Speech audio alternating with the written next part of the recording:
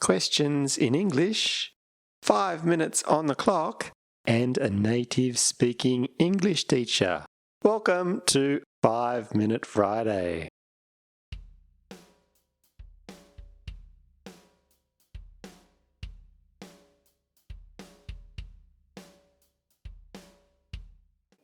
Hi everyone, my name is Chris and welcome to 5 Minute Friday. Today I have 5 minutes on my timer and I have some questions from you to answer. So let's get to the first question. And the first question is, could you explain the difference between there was and there had?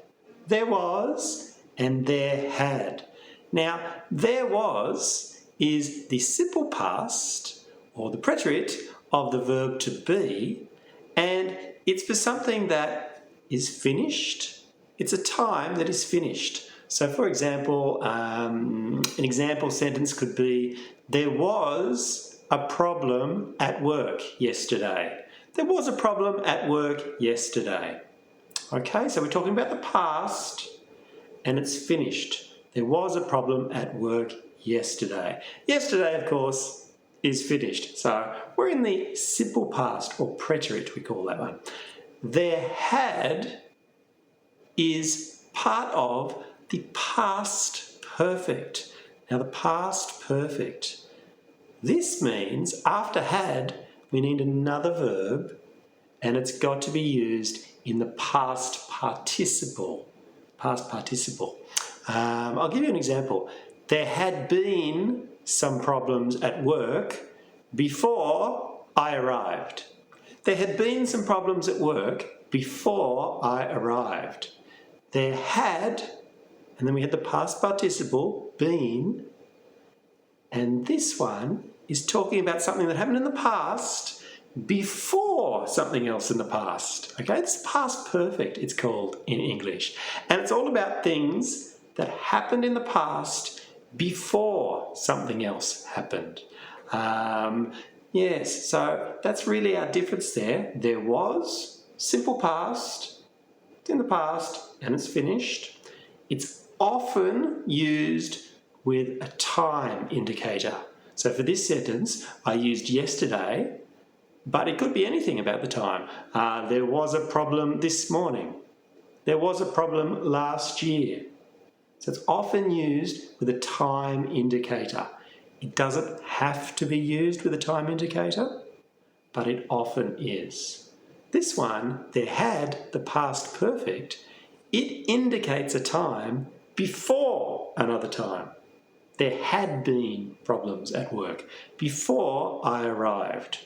Okay, so that's the difference with there was and there had. But thank you for that question. Let's move on to our next question. And it is, how do I say bon appetit in English? Well, this is actually a very common question. I've been asked this one before. Bon appetit is one of those very, very rare phrases from French that you can say in English. If you say bon appetit in English, people actually understand it, okay? It's one of those things from French that we actually do use from time to time. Another one is déjà vu. That is something we also use in English, but there are not many French phrases that convert into English. But there is also a phrase in English that we use, and it's called enjoy your meal. Enjoy your meal. But only people who have made the meal or who are serving the meal to you can use that.